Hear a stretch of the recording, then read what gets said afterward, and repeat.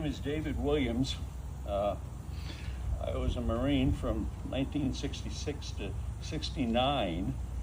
I served in Vietnam, and my dad was in the 3 wars. He was Army, and I was an Army brat, lived around the world. But back in 1966, I got the famous, the infamous postcard. You can hear me?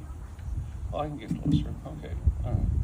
I was at the University of Alabama, and there was a card that said my physical was planned in Montgomery in a few weeks. I had lost my deferment when I left the Jesuits. Irish family made grandma happy, that bullshit. Anyway, so I was rather cocky, so I enlisted in the Marine Corps, and I ended up some clerical job. But they're looking for one Marine from the West Coast to study Lao for Laos. I should have looked at the map before I volunteered, but I extended 1 year and took a test, and they shipped me to Washington, and I studied for 47 weeks.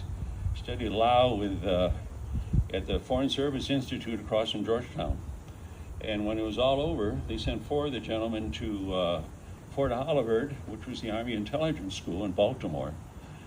But me and the captain were sent straight away to Vietnam for on-the-job training as interrogators. And I arrived about 3 days before TED 68 started, and I spent 13 months there. And I pretty much traveled. I was the good cop, and the gunny that I traveled with, he was kind of like the bad cop. He's the one who had the, what do you call it, the steer thing, that shock. Cattle prod.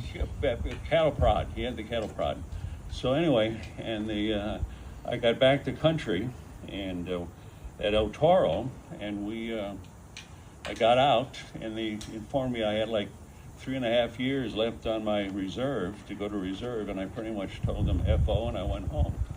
And the Marine Corps still loved me because they sent me a medal in the mail with the Combat V. And the agency offered me a job.